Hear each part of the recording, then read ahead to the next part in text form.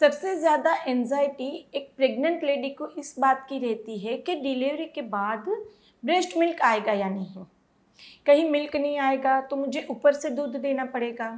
काफ़ी बार ये नॉलेज नहीं रहता है लेडी के पास कि जब हम 9वें महीने में ब्रेस्ट केयर करते हैं, वो आज हम डिटेल में 3 ही स्टेप पे समझाएंगे। यदि आप वो प्रेगनेंसी के दौरान फॉलो करते हैं तो आपका ब्रेस्ट मिल्क अच्छे से प्रॉपर तैयार भी होगा और जैसे ही डिलीवरी होगी तुरंत ही बाद वहाँ पे फीडिंग शुरू हो जाएगी। जैसे ही मेरा डिलीवरी ख़त्म हुई, मैंने तुरंत 1 ही घंटे में बच्चे को फीड कराया था। और हमारे पेशेंट जो रहते हैं, जो नॉर्मल डिलीवरी के लिए बात करते हैं, उनको भी हम ये समझाते हैं। तो यहाँ पर बहुत ज़्यादा एंजाइटी में नहीं रहना है, लेकिन उसकी प्रिपरेशन करनी है जिससे बच्चे को ब्रेस्ट मिल्क अच्छे से मिलता रहे। देखो, बाहर के दूध की तो सब है ही अभी कि बाहर का दूध तो बच्चे को मिल ही जाएगा, लेकिन जो माँ का दूध रहता है वो एक कनेक्शन भी देता है माँ और बच्चे के बीच में। दूसरा, इमोशनल सपोर्ट भी देता है, आपको भी पोस्टमार्टम डिप्रेशन में हेल्प करता है, बच्चे को भी उसकी ग्रोथ में हेल्प करता है। तीसरा, एंटीबॉडीज़ रहते हैं जो बच्चे की इम्यूनिटी बढ़ाता है और पचने में, यहाँ पर जो माँ का दूध रहता है वो डाइजेशन में अच्छा रहता है, उसके ग्रोथ के लिए न्यूट्रिशन भी अच्छे रहेंगे सब। और उसमें ऐसा रहेगा कि वो बच्चे को ओबेज नहीं करेगा। यदि वो ब्रेस्ट मिल्क पीता है तो वो हेल्दी रहेगा, उसका वजन भी इस तरह से हेल्दी बढ़ेगा।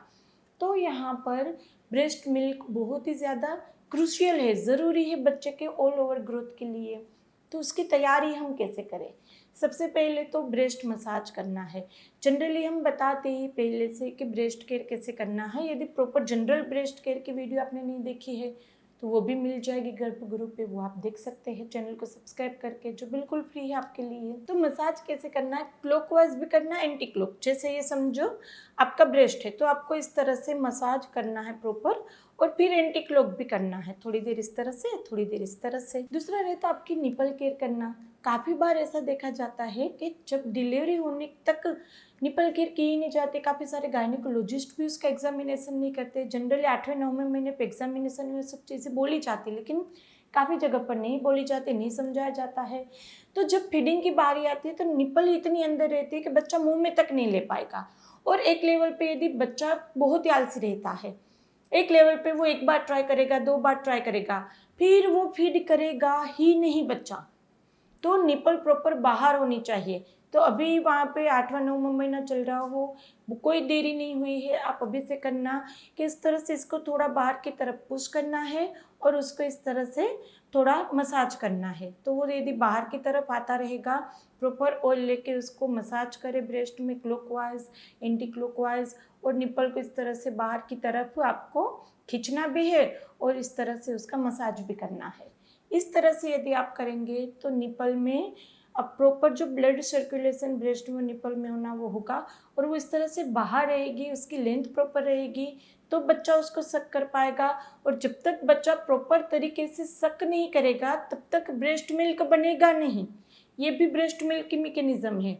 यदि बच्चा फीड करना बंद करेगा, यानी कि आप 8 दिन 10 दिन बच्चे को फीड नहीं कराएंगे, काफ़ी बार पेशेंट हमने ऐसे भी देखे हैं कि उसको एंजाइटी रहती है, काफ़ी बार सीजर के चलते ऐसा बोल देती है कि मुझे भी दर्द हो रहा है, ऐसे लेटने में मुझे नहीं हो रहा है तो मैं अभी फीड नहीं करा रही हूँ, बच्चे को बाहर से दूध दे दो। हाँ, देखिए ऐसे पेशेंट भी कितने मेरे पास आते हैं। तो एक लेवल पे दूध अपने आप बंद हो जाएगा। तो इनिशियली वहाँ पे चाहे बच्चा लेता है दूध, नहीं लेता है, वो रोता है, जो भी करे, उसकी सक्शन मूवमेंट ही आपकी ब्रेस्ट मिल्क को बढ़ाएगा, उसका प्रोडक्शन बढ़ाएगा। तो एक लेवल पे यदि बच्चा नहीं भी ले रहा है तो ये गलती आप मत करना, ब्रेस्ट पंप का इस्तेमाल कर लेना। काफ़ी सारे पेशेंट ब्रेस्ट पंप को इस्तेमाल करने से डरते हैं, तो वहाँ पर भी सेम इफेक्ट आएगी, सक्शन वो इस तरह से रहेगा तो बनता रहेगा। इनिशियली आप कंफर्टेबल नहीं है, बच्चा नहीं ले रहा है, तो आप बाहर का दूध मत दो, पंप से निकाल के बच्चे को बोतल में ही दो ताकि उसकी मूवमेंट बने। उसको गाय का दूध, उसको काफ़ी बार बच्चा रोएगा 1-2 बार, फिर आप कंफर्टेबल नहीं होंगे, बच्चा नहीं होगा तो क्या करते हैं, कटोरी में निकाल के चम्मच से पिलाते हैं। ये सब हम बहुत ही प्रैक्टिकल बात आज कर रहे हैं, और ये चीज़ ऐसी है जो आपकी फीडिंग जर्नी को डिफाइन करेगा।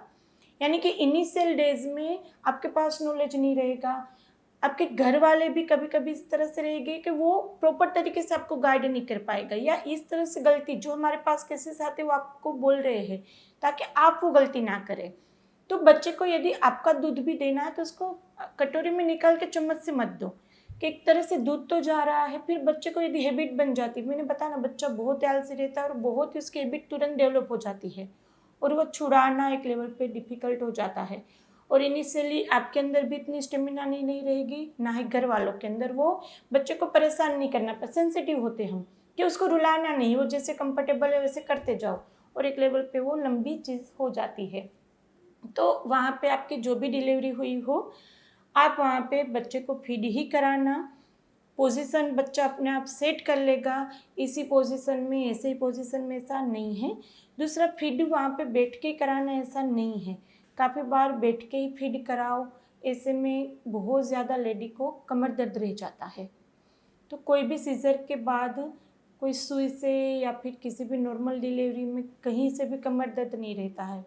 तो आप वहाँ पे लेट के ही, जैसे आप भी करवट ले लो, बच्चे को भी करवट ले, 4-5 दिन के बाद बच्चे को आप इस तरह से करवट लेके सुला सकते हैं। उसके तकिए के नीचे थोड़ा अपनी दुपट्टा या फिर जो उसके किट के साथ आएगा एक तकिया, जो उसकी हाइट थोड़ी इतनी ऊपर रहेगी, या फिर अपने दुपट्टे से बना लो, वो कर दो। थोड़ा उसका सिर ऊपर रहना चाहिए, उसको कंफर्टेबल सुला दो। मैंने अपनी पूरी फीडिंग जर्नी इसी तरह से करी थी। मैं कभी भी बैठ के नहीं कराती थी, लेट के प्रॉपर से आराम से, ताकि बच्चा भी फीड करते करते सो जाए, हम भी थक जाते, 1-1 2-2 घंटे में बच्चा कभी कभी फीड करेगा, तो इतनी पूरी पूरी रात पूरे पूरे दिन बैठे रहेंगे, डिप्रेशन बढ़ता जाएगा आपका और दिक्कतें बढ़ती जाएगी। तो आपको भी नींद आ जाए, साथ बीच में बच्चे को भी आ जाए तो कोई दिक्कत नहीं। हाँ, जब वहाँ पे ख़त्म हो जाए फिर अपने हस्बैंड को या मम्मी को बोलो उसको बर्फ करा ले, बच्चे को यहाँ पे रख के बर्फ कराना है।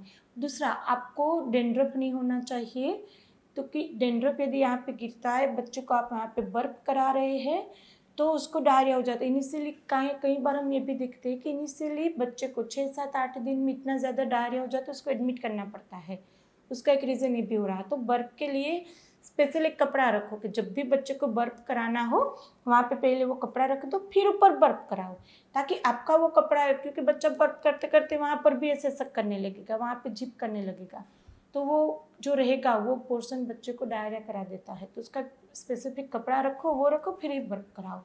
तो इस तरह से फीडिंग जर्नी जो है वो बहुत ही ज़्यादा सेंसिटिव होगी, लेकिन यदि आप इस तरह से करेंगे और फिर भी आपको कुछ समझ में ना आए तो आप कमेंट करके पूछ सकते हैं। 1-to-1 सेशन भी बुक करा सकते हैं यदि आपको फीडिंग में दिक्कत आ रही है, ब्रेस्ट मिल्क में दिक्कत आती है, सब करते करते भी ब्रेस्ट मिल्क नहीं आता है, तो हम जो होम्योपैथिक मेडिसिन देते हैं विदिन 6-7 डेज आपका मिल्क बढ़ जाएगा, और 1 महीने की दवाई के बाद वो दवाई भी छूट जाएगी। ज़्यादातर 1 महीना लेनी पड़ती है, फिर प्रॉपर आपका फीडिंग भी आप करा सकते हैं, ब्रेस्ट मिल्क सफिशिएंट आता रहेगा। तो उसके लिए भी आप अपॉइंटमेंट बुक करवा सकते हैं यदि आपको ब्रेस्ट मिल्क में दिक्कत आ रही है, फीडिंग में कहीं दिक्कत आ रही है। 1-to-1 आप इस तरह से गाइडेंस लेना चाहते, अपना केस डिस्कस करना चाहते, बच्चे के साथ आपको क्या दिक्कत आ रही है, तो यहाँ पे नंबर है, आप वहाँ पे गाइडेंस ले सकते हैं। ये वीडियो को ज़्यादा से ज़्यादा शेयर करना, आपको पसंद आया तो लाइक करना, और अभी तक सब्सक्राइब नहीं किया तो कर लीजिए, आपके लिए बिल्कुल फ्री है। चलिए फिर जल्दी से मिलते हैं, तब तक के लिए stay healthy, stay happy, bye.